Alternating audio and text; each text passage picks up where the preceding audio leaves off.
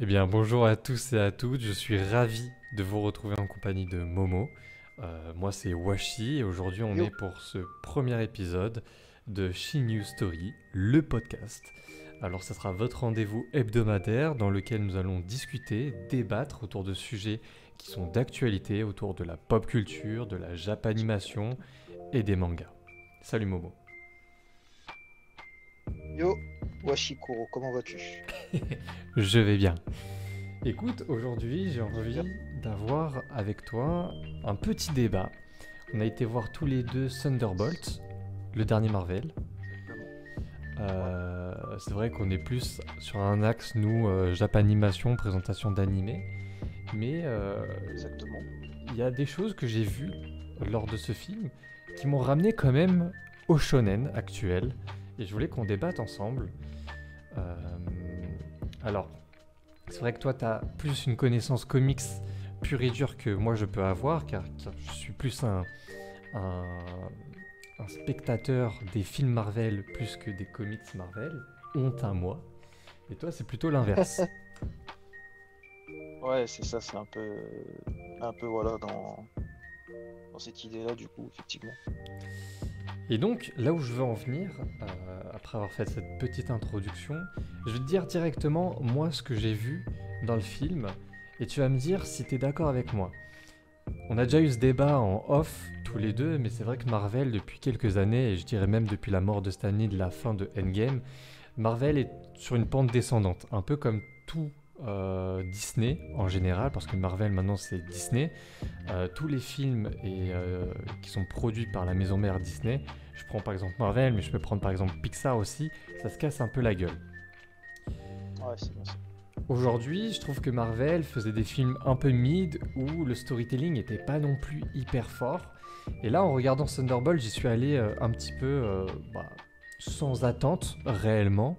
D'autant plus que je sais personnellement que l'équipe des Thunderbolts aujourd'hui n'est pas l'équipe originelle des comics. D'ailleurs, il n'y a pas le Punisher, il y a pas. Là, on a vraiment une équipe de super soldats, j'ai envie de dire. Ouais, c'est même un peu plus complexe dans les comics. Il y a plusieurs équipes en fait, mais on verra ça juste Super. après. Et puis là où je voulais en venir, c'est que j'étais personnellement pas convaincu du film. Force est de constater que je suis sorti du film. J'étais plutôt heureux d'avoir un film qui était euh, plutôt bon, on va le dire. Enfin, quand je dis plutôt bon, la fin, tu la vois venir à des kilomètres. Mais le film, je trouve qu'il ajoute une profondeur, peut-être pas assez parce qu'il y a des backstories que j'aurais aimé voir. Le moment où chacun affronte un peu son passé, j'aurais aimé le voir davantage que juste le passé de Eliena et le passé de Sentry. Mais globalement, ce que je vois moi à la fin de Thunderbolt, c'est un shonen. Je sais Alors pas. ça, c'est vrai que je vais te rejoindre dessus, hein, bien évidemment, hein. Même moi, j'ai ressenti ça au niveau des personnages, la thématique. C'est, c'est très différent en fait de ce qu'on avait l'habitude de voir. Chez Marvel de nos jours, sachant que actuellement bah, c'est quand même un peu le multiverse qui est au devant, tu vois. Exactement. Là, ce qui est bien là, c'est qu'on a un retour un peu au terre à terre, hein. Donc, voilà, on laisse un peu ça de côté, on se concentre vraiment sur bah, les héros, on va dire, qui sont présents, au moins sans forcément passer par la case donc multiverselle. Et ça, c'est ce qui a démarqué du coup par rapport aux autres films qu'on a vus. Donc, vraiment, ça c'était cool. Bah, effectivement, et je t'avoue que je te rejoins là-dessus, c'est que moi, quand j'ai vu la fin, alors on va essayer de pas spoiler dans ce podcast, comme ça les personnes Mhm. qui voudront aller voir Thunderbolt pourront aller voir Thunderbolt. Bien sûr. Euh, c'est que quand même, à la fin, on va pas se mentir, ce qui permet de triompher, c'est le pouvoir de l'amitié. Alors, je vais te donner un parallèle et je sais pas si... Il me semble que tu m'avais dit que tu avais vu les dernières saisons de My Hero Academia ou que tu avais vu la fin.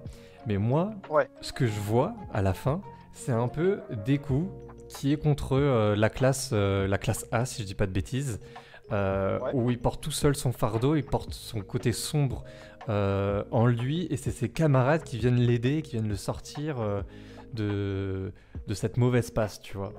Et je sais pas si parce que l'équipe de Marvel aujourd'hui est une équipe beaucoup plus jeune, beaucoup plus dans beaucoup plus, tout simplement beaucoup plus jeune. Je sais pas s'il y a eu un impact ou comment dire, une, euh, une conséquence de la Japanimation et aussi de la culture manga qui est venue directement impacter, si tu veux, le storytelling de ce film Marvel. J'en ai un peu l'impression, en toute honnêteté. Est-ce que, tu vois, My Hero Academia, qui est quand même devenu mondialement connu, qui lui-même s'inspire des comics, c'est pas pour rien que l'auteur de My Hero Academia, pour la fiche promotionnelle de Vigilante, qui est son spin-off, a reproduit quasi à l'identique la première affiche du premier Spider-Man. Ça serait pas déconnant de dire que si certains mangas ont été inspirés directement des comics américains, que ces mêmes comics américains se mettent aujourd'hui à s'inspirer aussi un petit peu des animés et des mangas plus généralement. Et ça m'étonnerait pas de voir plus tard dans une conférence de presse ou dans une interview qu'ils ont pris leur inspiration peut-être d'un My Hero Academia ou d'autres animés mangas slash super-héroïques.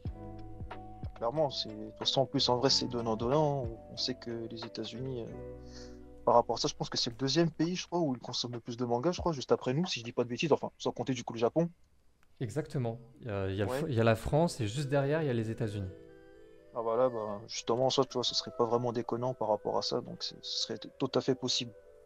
Ce serait pas déconnant et je trouve que ça serait même un parallèle assez beau d'un point de vue un peu plus général, dans le sens où c'est vrai que le manga japonais tel qu'on le connaît aujourd'hui, le manga moderne, je parle pas du manga slash estampe qu'il y avait il y a des centaines d'années, je parle vraiment du manga moderne.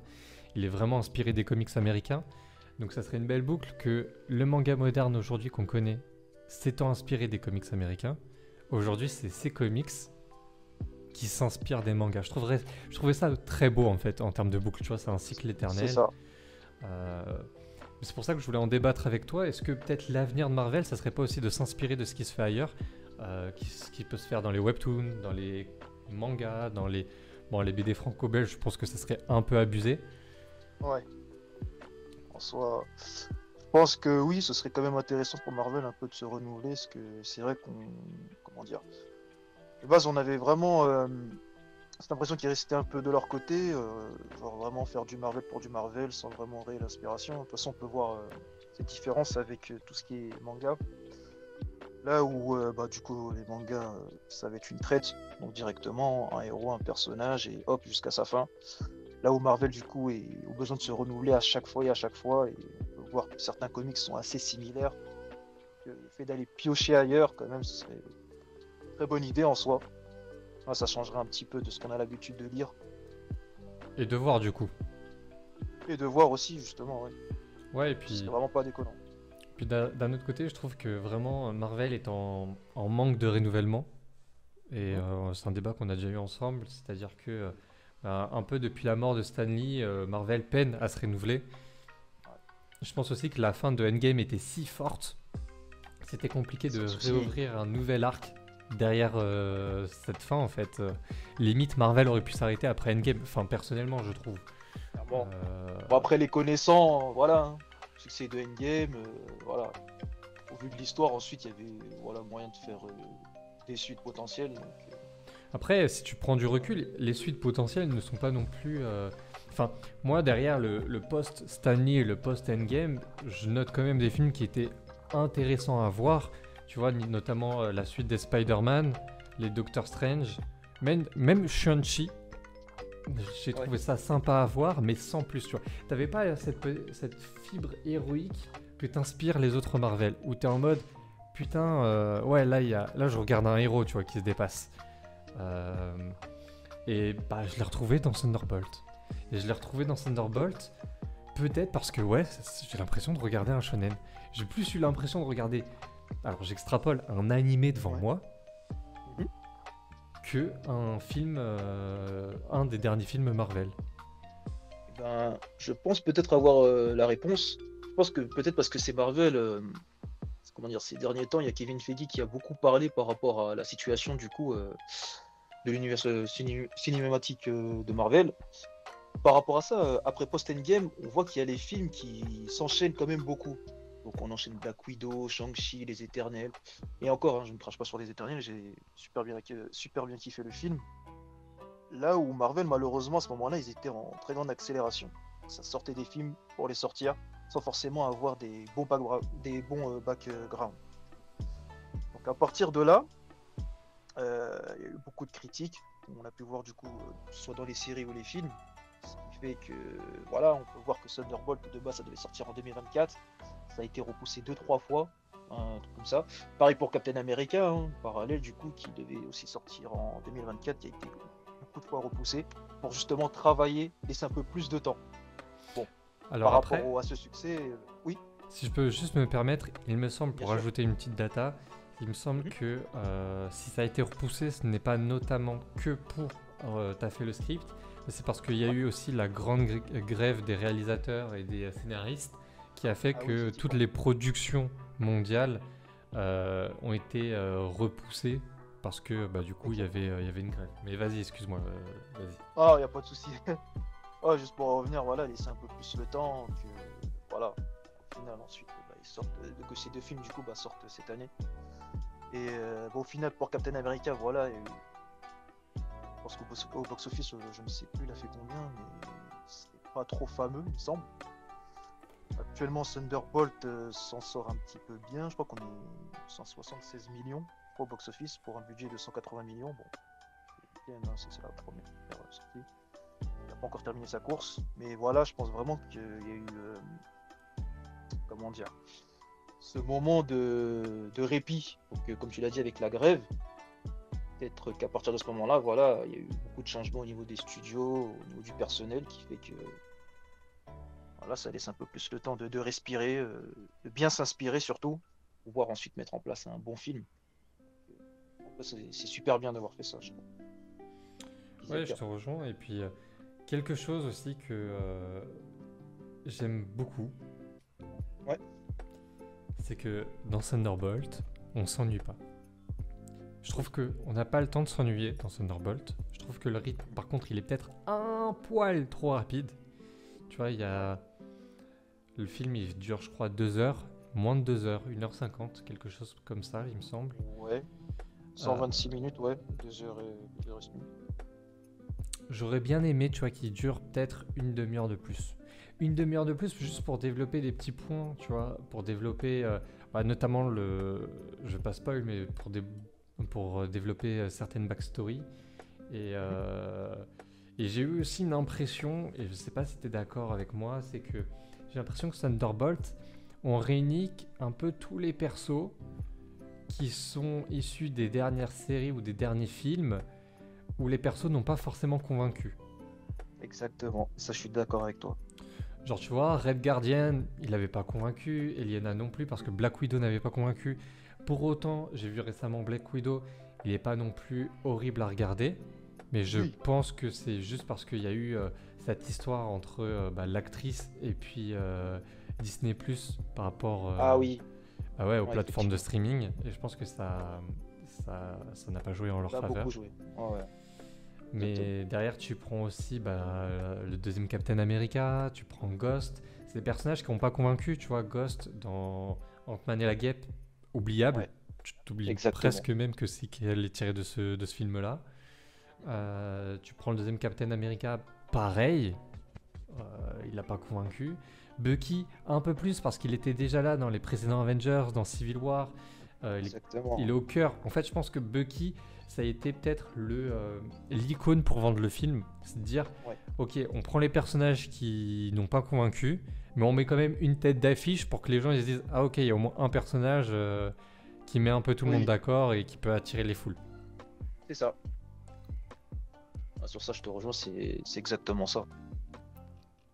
Parce que pour autant, je n'ai pas lu les comics, toi tu les as lus. Mhm. C'est vrai que Thunderbolt, je n'ai pas lu les comics Thunderbolt. Par contre, Ouais, j'étais au courant, si tu veux, de l'équipe originelle, la première équipe de Thunderbolt. Et mhm. quand tu connais la première équipe et que tu as cette deuxième équipe avec quasiment que des super soldats, Ouais, et que tu sais, parce que là pour le coup c'est pas un spoil, c'est dit dans l'intro qui sera le grand méchant, on sait très bien que c'est Sentry slash Void, Tu dis comment les super soldats vont réussir à vaincre Void slash Sentry alors que c'est le Superman Marvel, alors que dans les comics, sans les avoir lus mais en connaissant en plus l'équipe, même les Avengers galèrent. Et encore. Et encore, tu vois. Faudrait même pas que les Avengers pour lui tenir tête, quoi, tu vois, et encore. On pourrait même dire, même Thanos galère, tu vois. Ah, mais Thanos galère, bien sûr. Donc ouais, j'étais intrigué, moi j'étais intéressé, et force est de constater que j'ai plutôt bien aimé le film. Je pense que toi aussi, et Oui. que je sens vraiment cette vibe shonen. Et j'aimerais, sincèrement, maintenant je te le dis en toute honnêteté, et j'aimerais avoir ton avis là-dessus. J'aimerais que cette vibe soit un peu plus présente dans les comics Marvel, parce que dans les comics d'ici, j'en ai pas besoin. C'est-à-dire qu'aujourd'hui, tu vois, dans un Batman, c'est pas ce que je veux voir, mais dans un film Marvel aujourd'hui qui s'essouffle, j'ai besoin de retrouver de l'intérêt pour l'histoire, j'ai besoin de réavoir des backstories, j'ai besoin d'avoir de la profondeur, d'avoir aussi des sujets plus adultes, parce que j'estime que aussi la communauté Marvel et les fans Marvel ont grandi. Donc j'estime qu'il faut que aussi les histoires grandissent un petit peu, sans pour autant omettre l'effet humour qu'il y a pu avoir dans certains films. Mais c'est quelque chose que j'aimerais voir de plus en plus chez Marvel en tout cas. Non, c'est vrai que je te rejoins là-dessus, c'est vrai que ça ferait pas de mal en vrai, hein. Soit un peu de renouvellement de ce genre. Ce serait même très intéressant, au contraire. Ça voudrait du coup qu'ils sont plus polyvalents, en allant vraiment s'inspirer d'œuvres ailleurs, quoi, du coup. Notamment type shonen. Ce qui, en plus, marcherait super bien parce que vu l'audience du coup que le Japon peut offrir du coup par rapport à ça, ce serait vraiment super. Donc ça, je te rejoins totalement dessus. Mais après, ensuite, par rapport à ça,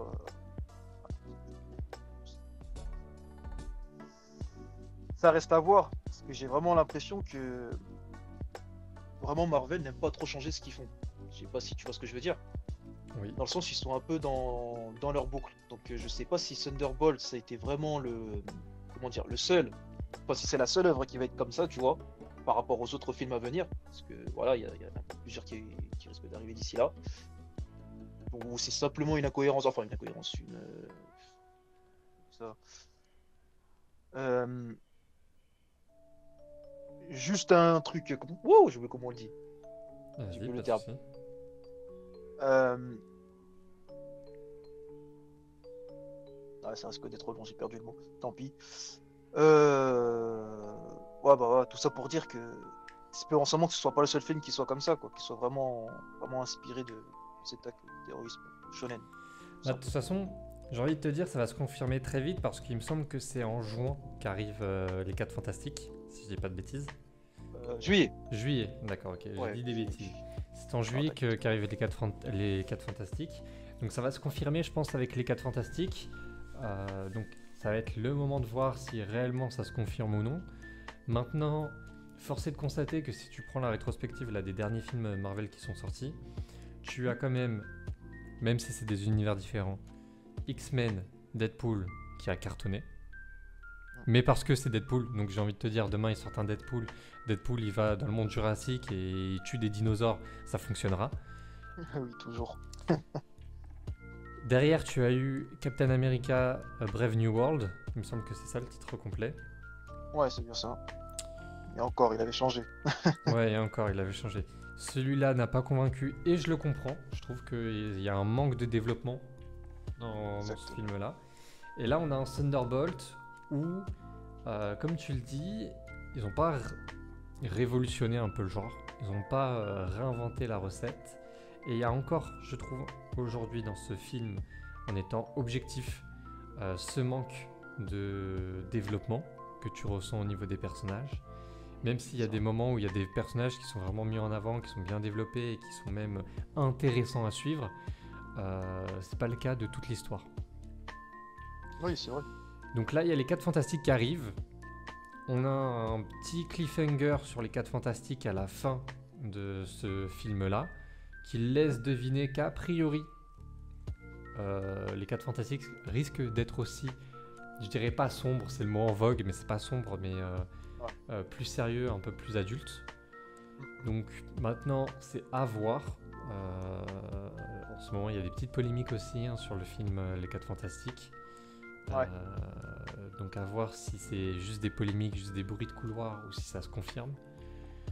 Et puis j'ai envie de te dire, nous on va suivre ça de très près.